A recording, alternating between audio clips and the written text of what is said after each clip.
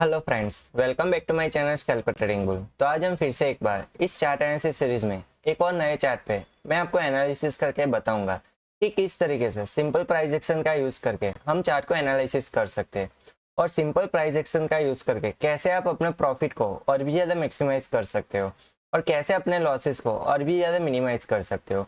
उसके बारे में मैं यहाँ पे आगे आपको एक एग्जाम्पल लेके बताने की कोशिश करूंगा कि किस तरीके से आप एक छोटा सा स्टॉप लॉस लेके आप एंट्री प्लान कर सकते हो। क्लियर? तो यहाँ पे हमें विथ रीजन किस तरीके से एंट्री प्लान करनी चाहिए उसके बारे में भी मैं यहाँ पे आपको बताऊंगा प्रैक्टिकली। देन आफ्टर किस तरीके से रीजन के साथ हमें स्टॉप लॉस डिसाइड करना चाहिए वो भी मैं यहाँ पे आपको बताऊंगा। ओके, इसके बाद आता है मोस्ट इंपॉर्टेंट जिससे प्रॉफिट होता है, वो है टारगेट। तो टारगेट मेन इंपॉर्टेंट है। अगर आपने एंट्री एंड स्टॉप लॉस भी प्रॉपर ले लिया लेकिन आप उससे अपना प्रॉफिट नहीं जनरेट कर पाए तो उसका कोई मीनिंग नहीं रहेगा एंट्री का। क्लियर? तो मैं यहाँ पे आपको प्रॉपर टारगेट किस तरीके से डिसाइड किया जाता है वो मैं यहाँ पे आपको प्रैक्टिकली बताऊंगा। ओके, तो वीडियो के लास्ट तक जरूर बने रहे ताकि आपको पूरा प्राइस एक्शन का नॉलेज मिले। ओके, जो भी लोग इस चैनल पे नए आए हैं वो प्लीज नीचे दिए गए सब्सक्राइब बटन को क्लिक कर दीजिए और लास्ट में ये वीडियो पसंद आए तो इस वीडियो को लाइक और फ्रेंड सर्कल में शेयर करना मत भूलिएगा। ओके, तो चलिए स्टार्ट करते हैं।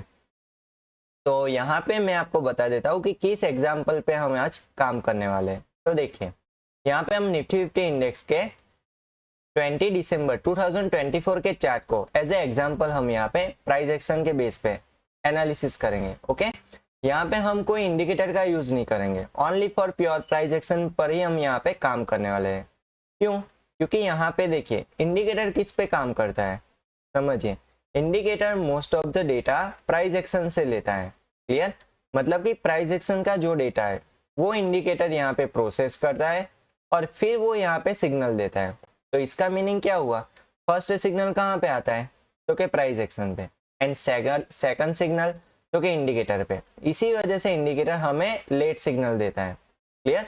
और लेट सिग्नल देने की वजह से हमारी जो प्रॉपर एंट्री होती है और स्टॉप लॉस होता है वो हम मिस कर देते हैं। क्लियर? और आप ऐसे ही भूल कर रहे हो तो प्लीज इस वीडियो को जरूर देखें ताकि आपको पता चलेगा कि कैसे जैसे ही हमें अपॉर्चुनिटी दिखे वैसे हम कैसे इंस्टेंट विथ रीजन के साथ एंट्री प्लान कर सकते हैं। ओके, अगर आप प्रॉपर एंट्री प्लान करोगे तो उस टाइम पे आपका स्टॉप लॉस भी कम लगेगा, लेकिन अगर आप एंट्री के लिए लेट हो जाओगे तो उस टाइम पे क्या हो जाएगा? आपका स्टॉप लॉस भी क्या लगेगा? ज्यादा लगेगा। क्यों ज्यादा लगेगा? लेकिन आपने यहाँ पे इंडिकेटर बेस सिग्नल का वेट किया है, इसी वजह से जहाँ पे एंट्री बोल रही थी प्राइस एक्शन कि इसी जगह पे आपको एंट्री लेनी थी, लेकिन इंडिकेटर उससे स्प्रेड मतलब कि उससे थोड़े डिस्टेंस में आपको सिग्नल दे रहा है। इसी वजह से आप वहां पे भी कंफर्मेशन करोगे तो ऑलरेडी लेट है और भी ज्यादा वहां पे एंट्री के लिए लेट हो जाओगे और इसी वजह से इस चक्कर में आपका स्टॉप लॉस वहां पे क्या लगेगा? बड़ा लगेगा। ओके, तो यहाँ पे देखिए मेरे लेफ्ट हैंड साइड में 4 minute time frame and right hand side में 30 सेकंड टाइम फ्रेम। ठीक है? तो यहाँ पे हम 4 मिनट टाइम फ्रेम पे मेजर एनालिसिस करेंगे एंड 30 सेकंड टाइम फ्रेम पे हम यहाँ पे माइनर एनालिसिस करेंगे। क्लियर? और यहाँ पे entry and stop loss with reason में यहाँ पे आपको बताऊंगा प्रैक्टिकली कि किस तरीके से उसको आइडेंटिफाई करना चाहिए और टारगेट कैसे डिसाइड किया जाता है वो मैं यहाँ पे आपको आगे बताऊंगा। ओके, तो चलिए स्टार्ट करते हैं। तो यहाँ पे फर्स्ट हम 4 मिनट टाइम फ्रेम को यहाँ पे सेट कर देते हैं प्रॉपर तरीके से और यहाँ पे अब हम एनालिसिस स्टार्ट करते हैं। क्लियर? आप एज्यूम कीजिए कि यहाँ पे जो 20 दिसंबर का ये जो डेटा है वो अभी क्रिएट नहीं हुआ है, मतलब कि ये अगर आप एज्यूम कीजिए कि एक फ्यूचर डेटा है, मतलब कि कल जनरेट होगा। क्लियर? तो आपको आज प्लानिंग करनी होगी कि कल मुझे अगर ट्रेडिंग करनी है तो मुझे आज प्रॉपर तरीके से स्टडी करना पड़ेगा चार्ट को। क्यों स्टडी करना है? तो देखिए अगर आप अगले दिन आप चार्ट को स्टडी करोगे तो उसका बेनिफिट क्या होगा? तो देखिए आपको प्रॉपर ट्रेंड पता चल जाएगा उसकी मदद से। क्लियर? देन आफ्टर आपको कहाँ पे मैक्सिमम सेलर्स है किस पोजीशन पे और कहाँ पे मैक्सिमम बायर्स है वो आपको पता चल जाएगा। ओके, ये बेनिफिट मिलता है अगर आप एडवांस में प्रैक्टिस करते हो तो, और जब भी मार्केट लाइव हो तो सिर्फ आपको उसी डेटा को यहाँ पे यूज करना है।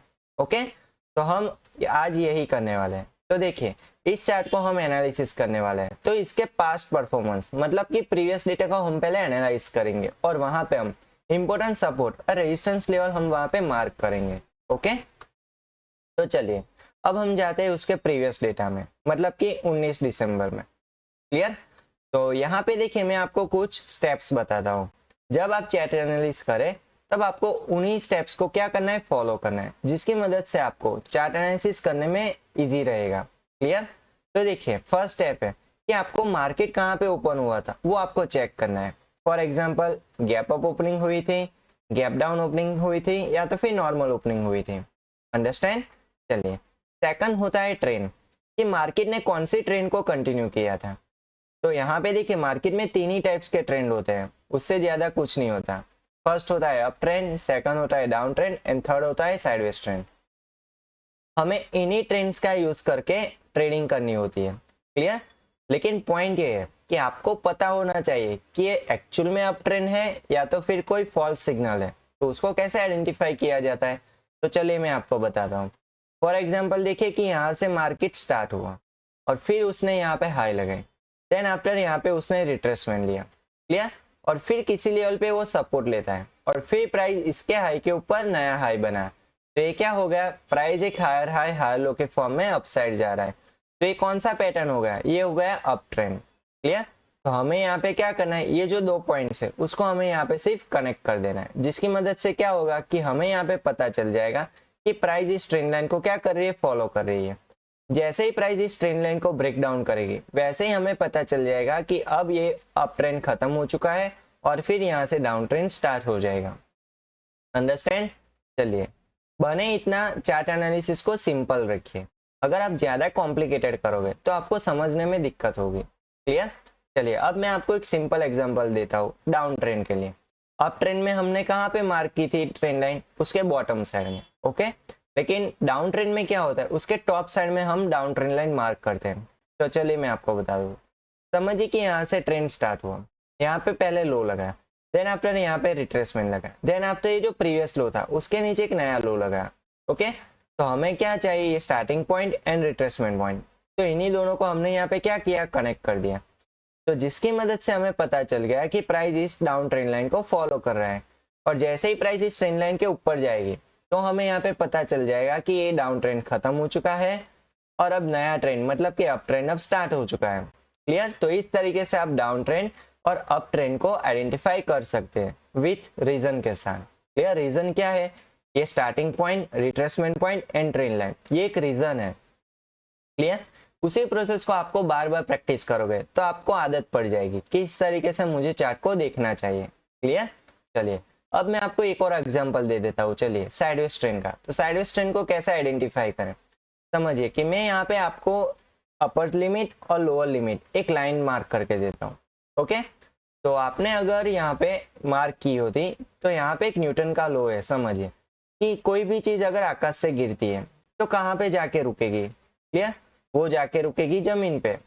ओके, वैसा ही मार्केट में भी होता है। अगर प्राइस गिर रहा है तो गिरते गिरते वो कहाँ पे आएगा, किसी लेवल पे तो आएगा। तो उसकी जमीन क्या है, ये सपोर्ट, और सपोर्ट क्या है, बायर्स। ओके, सपोर्ट क्या होता है, मैक्सिमम यहाँ पे बायर्स एक्टिव होते हैं। ओके, तो यहाँ से दोबारा से बाइंग आ जाती है और फिर मार्केट को ऊपर की ओर पुश किया जाता है। क्लियर? इसके बाद प्राइस यहाँ पे रेजिस्टेंस फेस करता है। तो रेजिस्टेंस क्या होता है, सेलर्स, जो मार्केट को नीचे की ओर गिराते हैं। क्लियर? तो देखिए प्राइस दोबारा से यहाँ पे गिरता है, देन अगेन यहाँ पे देखिए फर्स्ट टाइम सपोर्ट लिया, सेकंड टाइम रेजिस्टेंस लिया, ये हो गया सिग्नल। जब भी किसी लेवल पे प्राइस फर्स्ट टाइम और सेकंड टाइम कंफर्म दे तो ही आगे हम उसका कंफर्मेशन ले सकते हैं। तो यहाँ पे first time resistance and first time support level तो मिल गया। इसका क्या मीनिंग है कि यहाँ पे अपॉर्चुनिटी बनेगी कि अगर इसी लेवल पे दोबारा से प्राइस रिटेस्ट करता है तो ये स्ट्रॉन्ग रेजिस्टेंस बन जाएगा। अगर प्राइस यहाँ पे दोबारा से सपोर्ट बनता है तो यहाँ पे स्ट्रॉन्ग सपोर्ट जोन बन जाएगा। क्लियर? तो देखिए यहाँ पे सेकंड टाइम प्राइस सपोर्ट ले रहा है एक्चुअल में, तो यहाँ पे क्या बन जाएगा, स्ट्रॉन्ग सपोर्ट लेवल। इस तरीके से आप सपोर्ट और रेजिस्टेंस जोन को मार्क कर सकते हो। क्लियर? चलिए आई होप आपको पता चल गया होगा कि किस तरीके से ट्रेंड को आइडेंटिफाई करना चाहिए। ओके, तो यहाँ पे मैं आपको स्विंग हाई और स्विंग लो भी बता देता हूँ। वो क्या होता है, देखिए अगर प्राइस यहाँ पे अप ट्रेंड में है, क्लियर, और ये अप ट्रेंड में इस ट्रेंड लाइन को फॉलो कर रहा है, अब प्राइस यहाँ से गिरता है तो यहाँ पे ये जो पॉइंट है, यहाँ पे मैं कलर चेंज करके बताता हूँ, ये जो लोअर पॉइंट है और ये जो उसका हायर पॉइंट है, क्लियर। तो ये क्या हो गया, ये उसका स्विंग्स हो गया, ये हो गया स्विंग लो, और ये हो गया जो प्राइस का यहाँ के पिक पॉइंट है वो क्या हो गया, स्विंग हाई हो गया, क्लियर। तो इसका क्या यूज है, क्यों, क्योंकि यहाँ से बायर्स एक्टिव थे, इसी वजह से तो प्राइस ऊपर गया था, इसीलिए ये क्या है, बायर्स का स्विंग लो है, क्लियर। और फिर जो प्राइस यहाँ से गिरना शुरू हुई तो ये क्या हो गया, रेजिस्टेंस का स्विंग हाई है, ओके। तो इसी वजह से हम इसी लेवल को यहाँ पे मार्क करेंगे, जो मैं आपको चार्ट पे बताऊंगा, क्लियर। चलिए अब मैं यहाँ पे आपको कैंडलस्टिक पैटर्न भी बता देता हूँ कि कौन से कैंडलस्टिक पैटर्न पे हमें ज्यादा फोकस करना होगा। तो देखिए, अप ट्रेंड के लिए और डाउन ट्रेंड के लिए, दोनों के लिए मैं यहाँ पे आपको बता देता हूँ। अप ट्रेंड में आपको फोकस करना है hammer candlestick pattern and dragonfly doji. Down trend में आपको फोकस करना है shooting star and gravestone doji, clear. इन्हीं चारों कैंडल को आपको बार बार यहाँ पे रिपीट करना है, क्लियर। उसका कंफर्मेशन मैं आपको बताऊंगा। Most of the candle stick को कैसे यूज करना चाहिए, तो देखिए कैंडल स्टिक तो कहीं पर भी बनती है, लेकिन वो किस लोकेशन पे बनती है वो ज्यादा मैटर करता है। अगर वो एक प्रॉपर लोकेशन पे बन रही है तो वहां पे कंफर्म एक रीजन के साथ हमें परफेक्ट सिग्नल मिलेगा कि बाय करें या सेल करें, क्लियर। चलिए तो अब हम यहाँ पे स्विंग हाई और स्विंग लो क्या करेंगे, मार्क करेंगे। अब आपको पता चल गया कि किस तरीके से आपको प्रीवियस डेटा को एनालाइज करना है। तो देखिए फर्स्ट हम यहाँ पे चेक करेंगे कि मार्केट कैसे ओपन हुआ था। तो देखिए प्रीवियस मार्केट यहाँ पे क्लोज होता है एंड प्रीवियस मार्केट यहाँ पे ओपन होता है, तो ये मुझे क्या दिखा रहा है, गैप डाउन ओपनिंग। तो ये कैसा गैप डाउन है, ये मैक्सिमम गैप डाउन ओपनिंग है। इसका मतलब कि मार्केट अब बियरिश ट्रेंड में है, क्लियर। यहाँ पे सेलर्स क्या है, ज्यादा एक्टिव है, ओके। चलिए अब हम यहाँ पे क्या चेक करेंगे, ट्रेंड को चेक करेंगे। तो यहाँ पे कौन सा ट्रेंड हमें दिख रहा था, तो देखिए यहाँ पे मैं पार्ट टूल का यूज करता हूँ। फर्स्ट मार्केट यहाँ से ओपन होता है, क्लियर।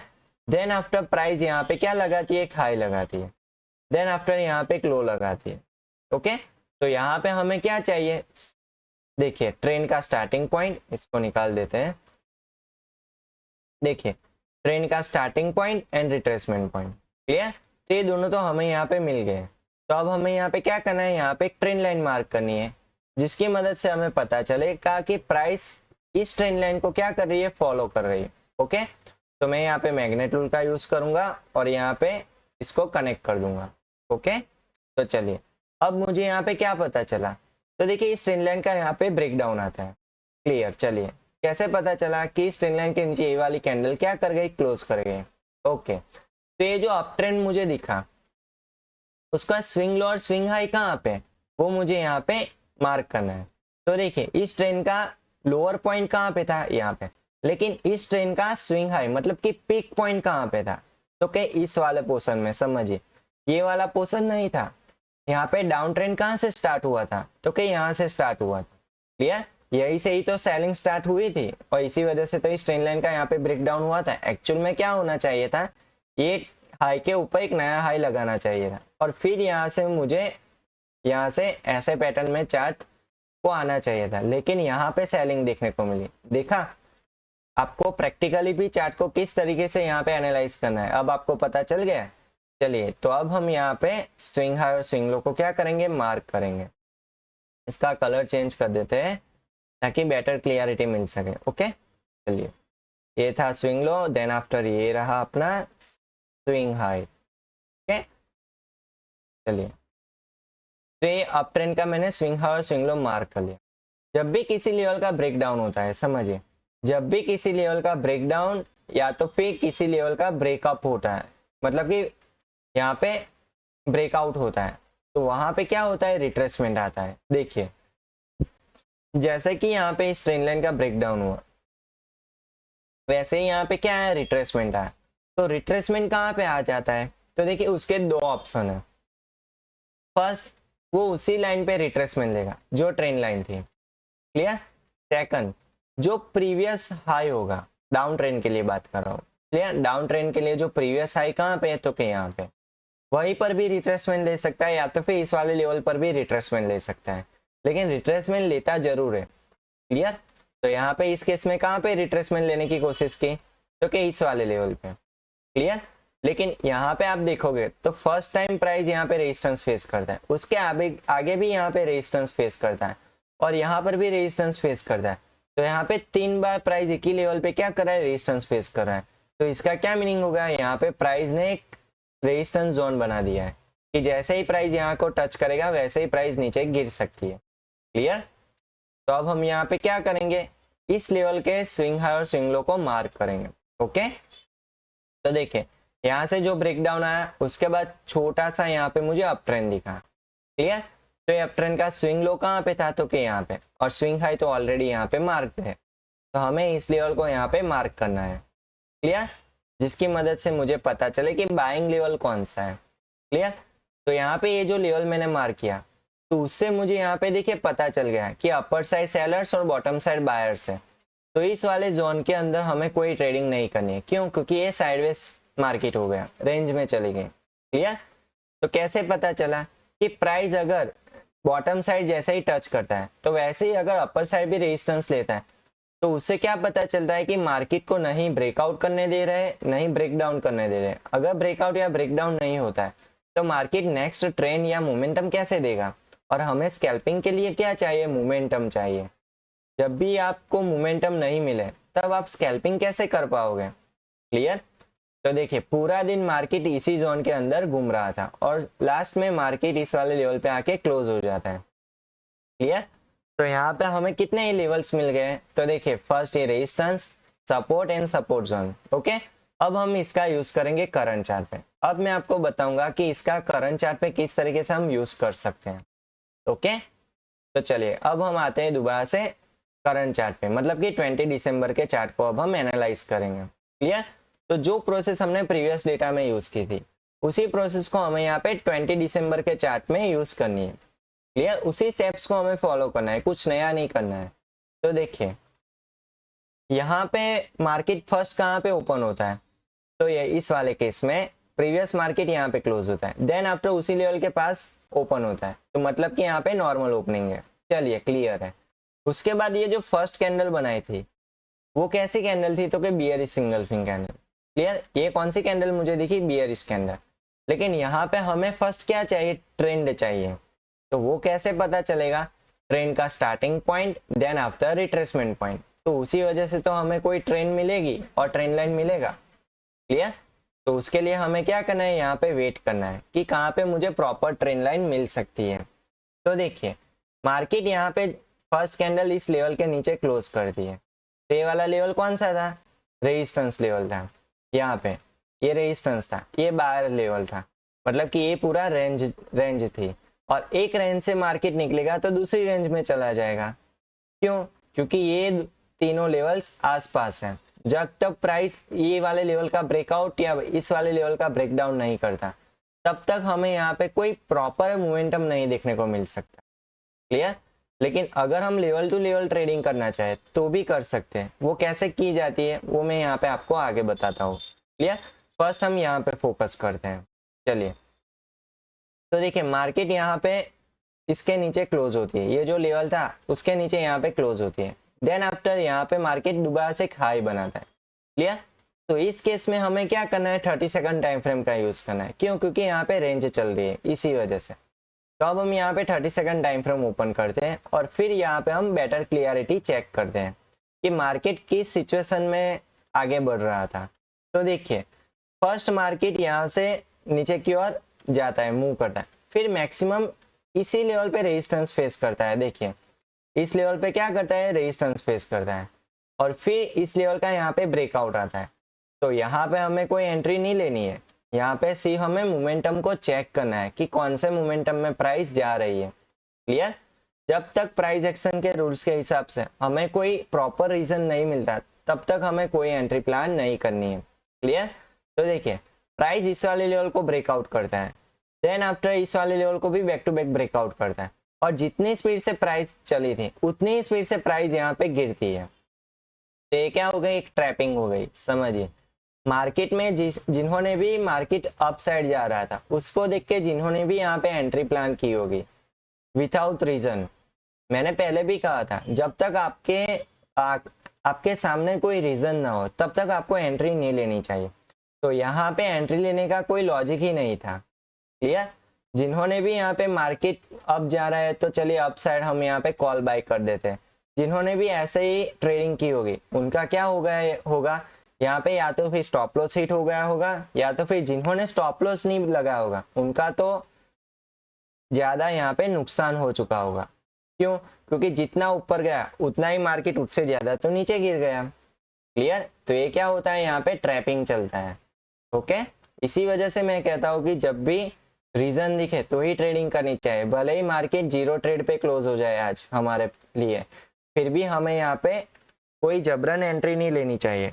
ओके, अगर मुझे आज मार्केट में मेरे सेटअप के अकॉर्डिंग मुझे 5 ट्रेड मिल रहे हैं तो मैं 5 के 5 ट्रेड लूंगा। अगर मेरे सेटअप के अकॉर्डिंग मुझे यहाँ पे 0 ट्रेड मिल रहे हैं तो मैं यहाँ पे 0 पे ही क्लोज कर दूंगा आज का डे। क्लियर? तो इसको क्या कहते हैं, डिसिप्लिन कहते हैं। तो आप भी इस अपने लिए कोई ट्रेडिंग के रूल्स बनाओ और उसी डिसिप्लिन को आप फॉलो करो, तो ही आप अच्छी तरीके से अपने रिस्क और प्रॉफिट को मैनेज कर पाओगे, जिसकी मदद से आपकी साइकोलॉजी डिस्टर्ब नहीं होगी। क्लियर? चलिए अब आगे बढ़ते हैं। तो प्राइस यहाँ पे जैसे ही हाई लगाता है फिर यहाँ पे लो लगाता है। क्लियर? तो यहाँ पे डाउन ट्रेंड कहाँ पे स्टार्ट हुआ था, तो कि यहाँ से स्टार्ट हुआ। इसके बाद रिट्रेसमेंट कहाँ पे मिला, तो देखिए प्राइस यहाँ से गिरता है फिर यहाँ पे थोड़ा सपोर्ट बनाता है। क्लियर? और फिर प्राइस इस वाले लेवल का भी यहाँ पे ब्रेक डाउन करता है। तो यहाँ पे मुझे क्या दिख रहा है कि यहाँ पे छोटी सी एक ट्रेंड लाइन दिख रही है। देखिए यहाँ पे एक छोटी सी हमें एक ट्रेंड लाइन दिख रही है। लो लगा है, देन आफ्टर हाई लो, इस तरीके से मार्केट देखिए यहाँ पे एक एंगल पे रेजिस्टेंस ले रहा है। देखिए क्लियर? ये जो एंगल दिख रहा है ये वाला, प्राइस इस लेवल को यहाँ पे फॉलो कर रहा है। तो हमें यहाँ पे क्या करना है, यहाँ पे एक छोटी सी ट्रेंड लाइन मार्क करनी है। क्यों मार्क करनी है? क्योंकि उसकी मदद से हमें पता चलेगा कि मार्केट इस एंगल में नीचे गिर रहा है। अगर हमें एंगल पता चल जाएगा तो हम प्रॉपर तरीके से समझ पाएंगे कि मार्केट जब भी इस ट्रेंड लाइन को क्रॉस करेगा तब हमें अपसाइड का मूव देखने को मिल सकता है। क्लियर? चलिए अब हम यहाँ पे 4 मिनट टाइम फ्रेम को भी चेक कर लेते हैं। तो 4 मिनट टाइम फ्रेम में हमें क्या दिख रहा है कि मार्केट तो यहाँ से गिर रहा है लेकिन यहाँ पे बुलिश पीपीएफ मॉडल बना के अपसाइड मूव कर रहा है और इस वाले लेवल में भी ट्रेंड लाइन को ब्रेकआउट कर रहा है। तो इसका मतलब क्या हो गया कि मार्केट अब दोबारा से बुलिश ट्रेंड को कंटिन्यू कर सकता है। तो चलिए अब हम यहाँ पे अपॉर्चुनिटी चेक करते हैं। तो देखिए जैसे ही प्राइस इस ट्रेंड लाइन के ऊपर ब्रेकआउट करें तो एट ए टाइम हमें क्या करना है, हमें यहाँ पे बुलिश साइड के कैंडल्स को यहाँ पे हमें फाइंड आउट करना है। तो कैसे? तो देखिए hammer candlestick pattern and dragonfly doji, इन दोनों कैंडल्स को हमें यहाँ पे चेक करना है। अगर ये दोनों कैंडल्स हमें यहाँ पे मिलती है तो हम वहां पे एंट्री प्लान कर सकते हैं, लेकिन कब? जब हमें प्रॉपर ट्रेंड लाइन मिले तब। वैसे ही नहीं कि कैंडल मिल गई चलिए एंट्री ले लेते हैं। क्लियर? हमें वहां पे प्रॉपर ट्रेंड लाइन तो चाहिए ना, क्योंकि मोस्ट ऑफ द केस हमें क्या चाहिए, कोई ट्रेंड चाहिए जिस एंगल पे प्राइस बढ़ रहा हो। क्लियर?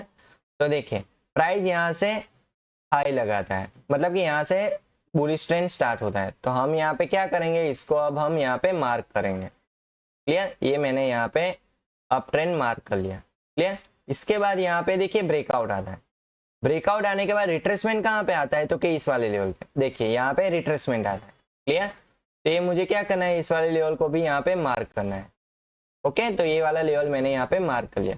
अब मुझे क्या करना है, दोनों पॉइंट्स को मुझे यहाँ पे कनेक्ट करना है। तो मैं मैग्नेट टूल को ऑन करूंगा, दोनों पॉइंट्स को मैं यहाँ पे कनेक्ट कर दूंगा। क्यों कनेक्ट करूंगा? क्योंकि मुझे यहाँ पे पता चले कि प्राइस यहाँ पे इस ट्रेंड लाइन को क्या कर रही है, फॉलो कर रही है। क्लियर? जिसकी मदद से मुझे पता चलेगा कि प्राइस अगर इस ट्रेंड लाइन को ब्रेक डाउन करेगी विथ रीजन के साथ, तो मैं यहाँ पे डाउन ट्रेंड के लिए भी मैं यहाँ पे प्लान कर सकता हूँ। क्लियर? तो देखिए यहाँ पे मुझे एक प्रॉपर ट्रेंड लाइन चाहिए, तो कैसे पता चलेगा? तो देखिए ये तो रिट्रेसमेंट पॉइंट था, लेकिन उसके प्रीवियस टाइम पे price first, second and third, देखिए तीनों एंगल पे प्राइस सेम रिजेक्शन लेता है। तो ये क्या हो गई, यहाँ पे इसकी प्राइमरी ट्रेंड लाइन हो गई। Clear? Then after secondary trend line कहाँ पे, तो के वाली ट्रेंड लाइन। देखिए यहाँ पे बायर्स एक्टिव हो गए साइड में, इसीलिए ये क्या है, एक सेकेंडरी ट्रेंड लाइन है। क्लियर? तो इसी वजह से आप यहाँ पे प्राइमरी ट्रेंड लाइन भी फाइंड आउट कर सकते हैं और ऐसे ही यहाँ पे सेकेंडरी ट्रेंड लाइन भी फाइंड आउट कर सकते हैं। लेकिन सेकेंडरी ट्रेंड लाइन कब आती है? देखिए अगर ये ट्रेंड लाइन है, मार्केट इस ट्रेंड लाइन को फॉलो कर रहा है, लेकिन बीच में बायर्स ज्यादा कंट्रीब्यूट हो गए, मतलब कि पार्टिसिपेंट बढ़ गए, तो इस ट्रेंड लाइन की वजह से प्राइस यहाँ पे एक दूसरी ट्रेंड लाइन बना देती है और फिर यहाँ से बाइंग स्टार्ट हो जाती है। इसी वजह से यहाँ पे इसको कहते हैं सेकेंडरी ट्रेंड लाइन। वैसे ही यहाँ पे एक मैंने एग्जांपल प्रैक्टिकली आपको दे दिया। क्लियर? चलिए अब हमें यहाँ पे क्या करना है, हमें सिर्फ अपॉर्चुनिटी का वेट करना है। क्लियर? तो देखिए यहाँ पे जैसे ही प्राइस इस ट्रेंड लाइन को टच करे वैसे हम यहाँ पे क्या कर सकते हैं, एंट्री प्लान कर सकते हैं। लेकिन इस केस में क्या हुआ, प्राइस यहाँ पे टच करता है लेकिन फिर ट्रेंड लाइन को टच नहीं किया। अगर ट्रेंड लाइन को यहाँ पे टच किया होता तो ही हम यहाँ पे एंट्री प्लान करते हैं। क्लियर? तो यहाँ पे हमें कोई एंट्री नहीं मिली। चलिए नेक्स्ट, इसके बाद इस ट्रेंड लाइन का यहाँ पे ब्रेक डाउन आता है। ओके, फिर प्राइस देखिए यहाँ से इस लेवल पे सपोर्ट बनाता है। कौन सा लेवल, तो कि प्रीवियस डे से जो हमने सपोर्ट लेवल बनाया था उसी लेवल पे सपोर्ट बनाता है। लेकिन इस बार भी प्राइस ट्रेंड लाइन को टच नहीं करता है, तो यहाँ पे एंट्री बनी नहीं बनी। अगर ट्रेंड लाइन पे ही प्राइस सपोर्ट लेता तो हम यहाँ पे एंट्री ले सकते थे, अदरवाइज यहाँ पे हमें कोई एंट्री नहीं मिली। तो चलिए आगे बढ़ते हैं। तो फिर प्राइस देखिए यहाँ पे हाई बनाते हुए इस ट्रेंड लाइन का यहाँ पे क्या करता है, ब्रेक डाउन करता है। और ब्रेक डाउन करने के बाद क्या आता है, यहाँ पे रिटेस्ट आता है। तो देखिए break down then after retest, और प्राइस इस वाले लेवल पे रेजिस्टेंस फेस करता है। ओके, तो अब हम यहाँ पे 4 मिनट टाइम फ्रेम को ओपन करेंगे और यहाँ पे कुछ सिनारियो को हम चेक करेंगे। तो देखिए प्राइस यहाँ पे हाई लगाया, then after retracement, then after price upper side support resistance face किया, फिर साइडवेज हुआ, फिर दोबारा से रेजिस्टेंस फेस किया, फिर प्राइस यहाँ पे नीचे की ओर गिर रहा है। लेकिन कौन सी ट्रेंड लाइन को फॉलो कर रहा है, तो कि इस वाली ट्रेंड लाइन को। क्लियर? तो चलिए अब हम यहाँ पे 4 मिनट टाइम फ्रेम पे इस ट्रेंड लाइन को क्या करेंगे, मार्क करेंगे। ये जो हायर पॉइंट था इसको और इसके लोअर पॉइंट को हम यहाँ पे मार्क करेंगे। ओके, तो चलिए ये था स्टार्टिंग पॉइंट, देन आफ्टर ये था रिट्रेसमेंट पॉइंट। तो हमें यहाँ पे क्या दिख रहा है कि इस ट्रेंड लाइन का यहाँ पे ब्रेक डाउन आ रहा है।